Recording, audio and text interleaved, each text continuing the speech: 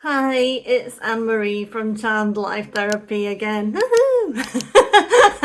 We're having a bit of a better time, aren't we? In the old Lively versus Baldoni camp. I've had a bit of a stressful morning. I was doing a non-smoking client and he kept falling asleep, which ain't great when you're trying to do hypnosis with somebody. Obviously, it means they're very relaxed, but when they sleep so deeply, it means you can't do much in the way of work. And after trying to wake him up twice and recommencing, we had to kind of abandon it, which doesn't happen very often, but there you go. So we all know frustrations in our work and in our legal filings. But yeah, I'm quite chuffed with my little self because the other day I got it pretty right, really, didn't I, when it came to why Blake's side was wanting the things that were currently under seal, so that were under attorney's eyes only. The response from TAG, the interrogatory, she wanted those revealing, she wanted those names revealing that TAG had produced in response to Blake's requests for production. So TAG had given Blake all of the information she wanted in terms of who they'd been in contact with around that time that she claims there was the Untraceable smear campaign.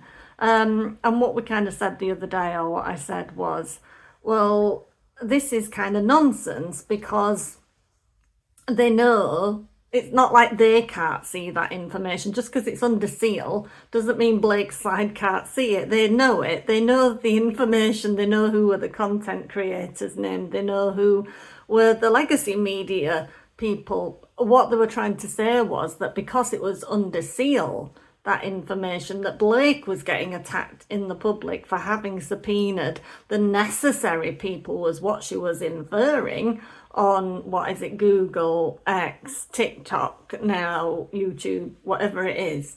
So we now, so it was kind of crazy, wasn't it? Because, and this is where your understanding struggles, because it's like, well, you know, you're going to get found out.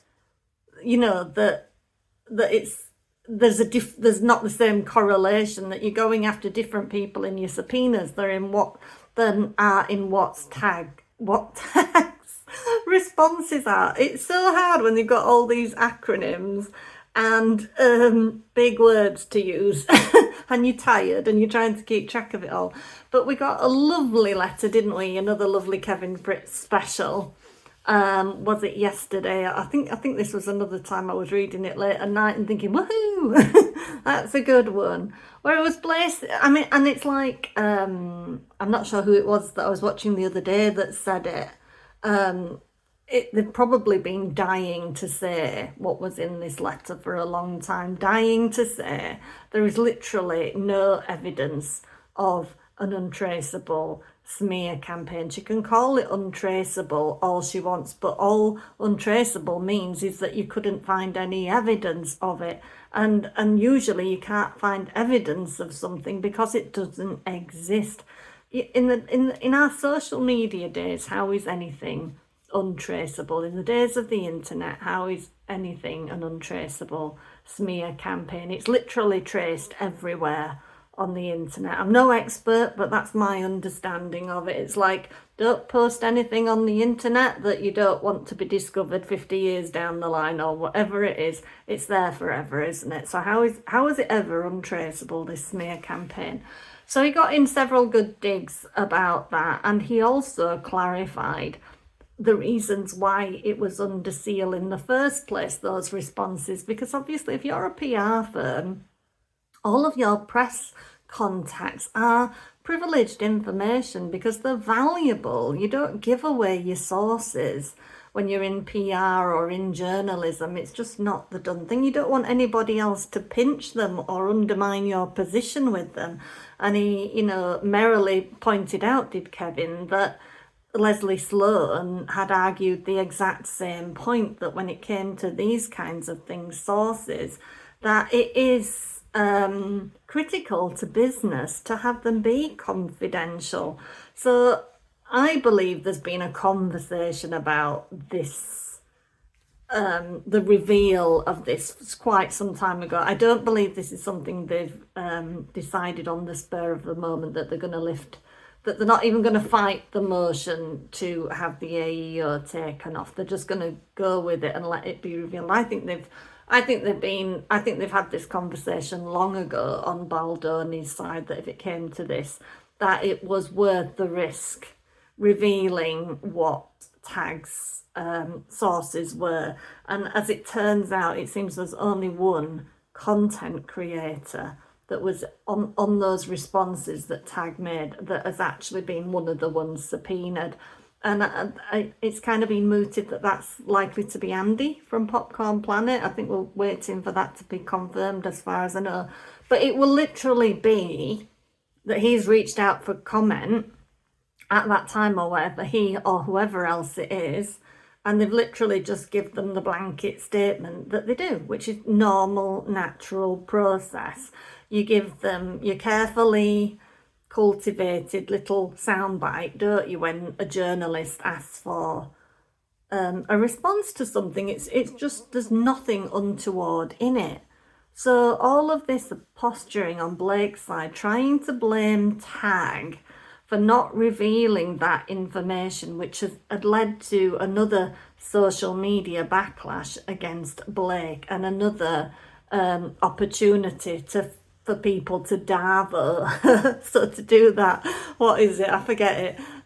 Reverse victim offender, blame the victim for it all. That not revealing, Tag choosing not to reveal their sources was just another attempt to divert Blake, because now look at what's happened. The public has jumped all over me purely because I need to be able to defend myself and prove this untraceable I nearly said unsmearable campaign. And so Kevin Fritz has been all over it, hasn't he? He said, this is nonsense. They know it's nonsense. They're not blaming us for it. You want the information? Here's the information. It's worth what it'll cost us in order to make sure the truth gets heard. And that's literally what's happened. And we also...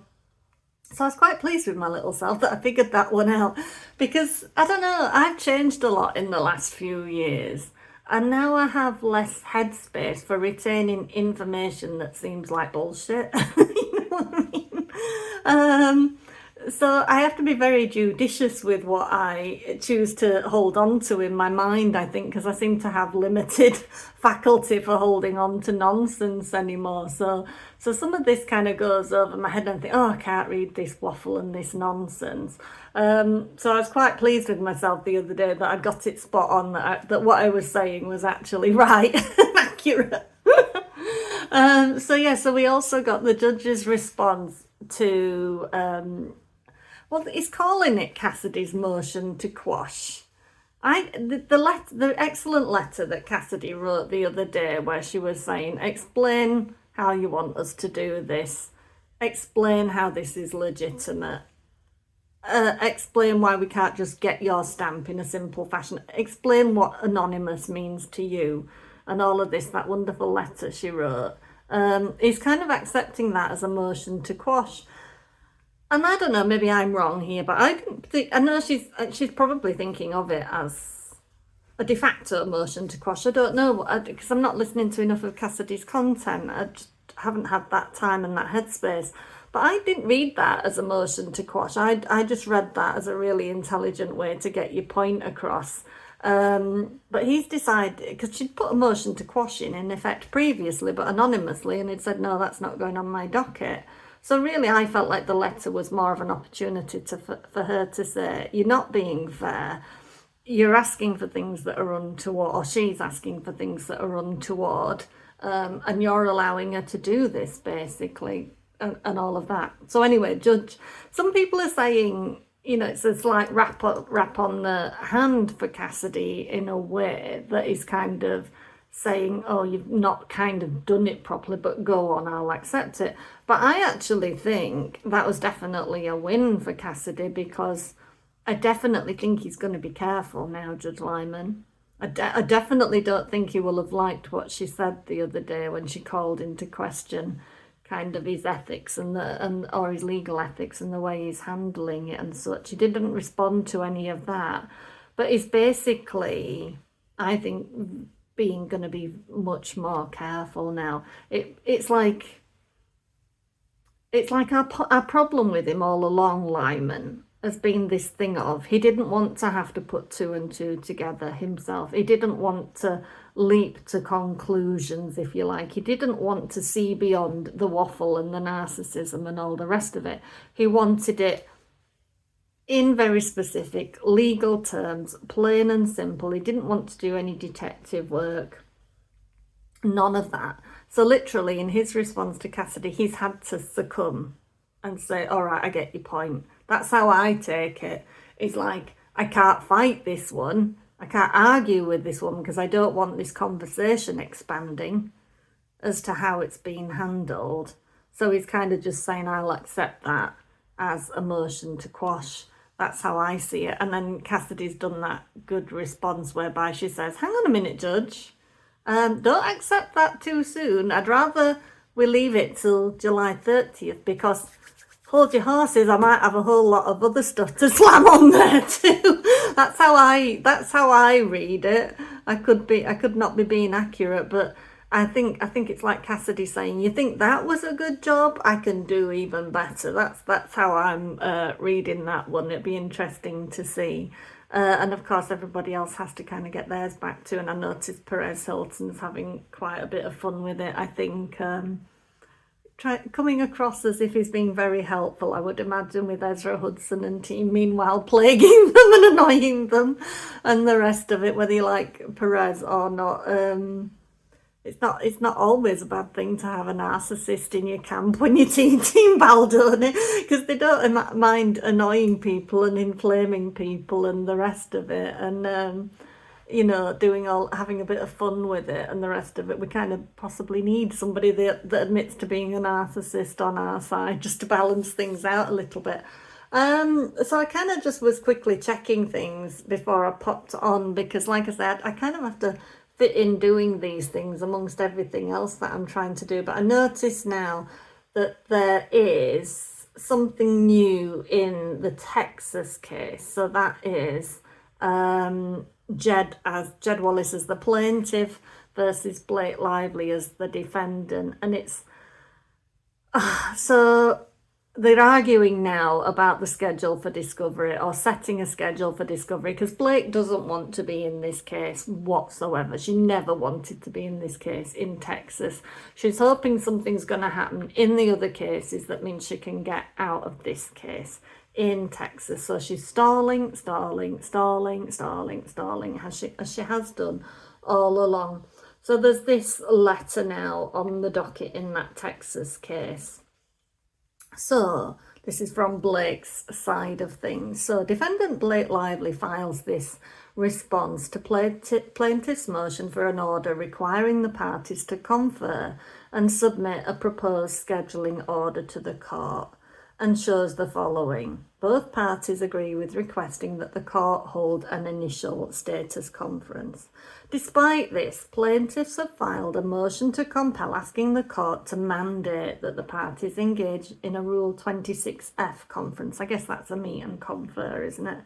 For the sole purpose of starting discovery in a case over which many threshold issues remain pending, whether the first to file rule demands dismissal, whether there is personal jurisdiction over Ms. Lively, whether venue is proper in this district, and whether the plaintiff's sole defamation claim has merit.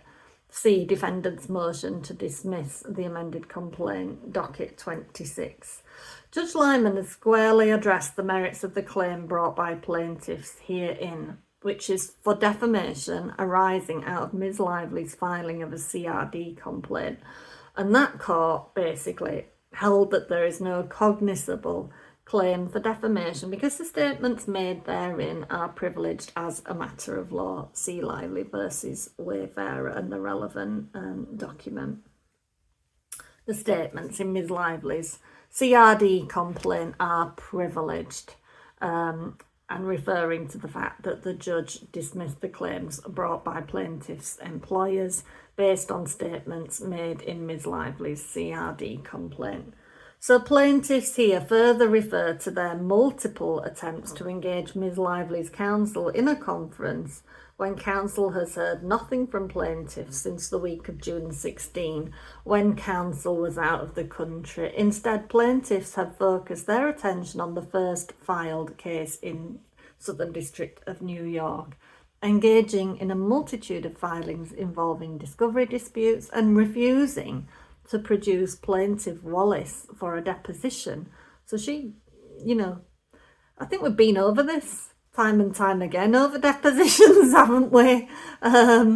It's like, I'm not sitting for a deposition, but you all need to sit for a deposition. And didn't she she had access, didn't they agree to a deposition for Jed Wallace? And then she decided not to depose at that point in time. Could be wrong there, but I think I'm right. So basically, you lot refused to produce plaintiff Wallace for a deposition. In the intervening time in Texas, the whole country, more specifically Hunt, Texas, in Kerr County, I imagine, experienced catastrophic flooding resulting in the loss of more than 100 lives. Lead counsel for Ms. Lively has family and property, and like others has lost people she knows in the flood-ravaged community of Hunt, Texas.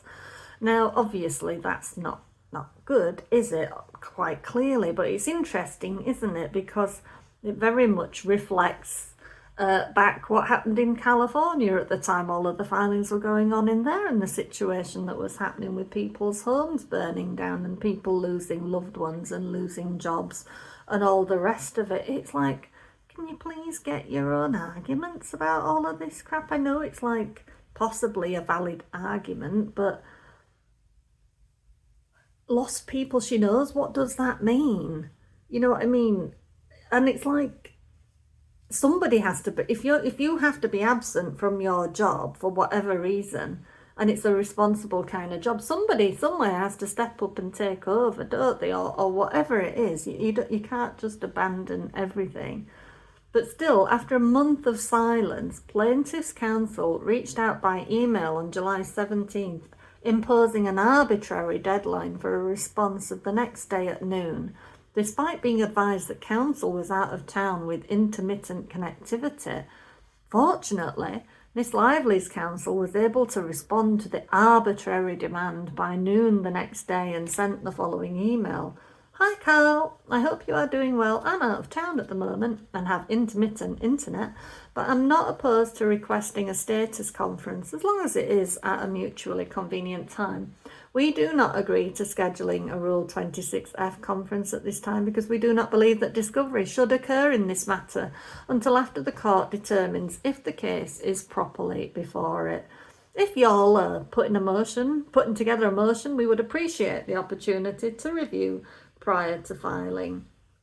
And then there's a little side note that said plaintiffs have repeatedly represented in the Southern District of New York that Plaintiff Wallace's current health condition prevents him from fully engaging in discovery, which further begs the question of why the rush to start discovery in this case. And then she just signs off by saying, thanks and take care, Laura. So plaintiffs responded by filing of an unnecessary and mislabeled motion to compel. As previously indicated, Ms. Lively does not oppose an initial status conference with this court. What she does oppose is starting discovery at this time while preliminary issues of jurisdiction and venue are yet to be decided, and when Judge Liman has ruled that defamation claims arising out of Ms. Lively's CRD complaint, the exact claim raised herein, lack merit and cannot survive a Rule 12b-6 motion. So she's still relying on the old CRD. She's saying that, well, New York said none of that counted because I talked about it in a CRD. So how is it possibly defamation? It's protected. You can't do anything about it. So why should I waste my time meeting and conferring with you lot, or having my representatives do so when I'm hanging on by my acrylic fingernails or whatever it is, to this idea that I'll get away. Because it's so confusing now. That's the problem, isn't it? Because with what happened in New York, and the judge saying, you can come back at me with this if you can clean it up and if you can make it make sense in New York. Meanwhile, this is going on in Texas. So the two are intermingling and messing each other up. But the thing is, it's like anything else. You have to move somewhere. You can't just not make a move just because things are complicated and you feel stuck or you want to back out of something. It's like, look what the judge was doing. It's like he kept, we thought, we had no clue that Justin's case was going to get dismissed like that, because things kept being dealt with and being dealt with and being dealt with as if it was going to go through, as if all was in hand. And then next thing, the whole thing just went away. So even though this one is saying all of this and presenting all of this kind of argument, you still have to move on as if it's going to go forward, and literally until the point where it doesn't go forward. You don't just get to say, oh, I don't think there's any point in this because we're going to win anyway, because you lot don't get to do this, because I can say anything I want as long as it was in a CRD, and any damage that happened to you in Texas, that just doesn't count. That's the whole argument here, isn't it? And it's a good job we had good news yesterday, because the whole thing is so exhausting. So that's kind of my little recap for today. It's just interesting, isn't it? And it's kind of what we said before about how hard it is to understand narcissistic behavior. It's because they don't really see the long game. It's like, how desperate do you have to be, or how blinkered do you have to be to not be able to foresee that Team Baldoni or whatever would decide to remove that that they wouldn't be found out, that they had no right to be subpoenaing these content creators, because there was literally only one name in there that was the same name as went out on these subpoenas, just one name. And it's like, literally looking at the accounts that she's subpoenaing, many of them either seem to be bot ones or have only started in 2025 or have very few followers. So she's kind of trying to create something. She's trying to find anything at all that would indicate that somebody somewhere got paid or created accounts or something or other. But she's just not going to find it. And it's like, is there ever going to be a point in time where she will get that? And I think the answer is no. No, because you can't just not like her. You're not allowed to just not like Blake Lively.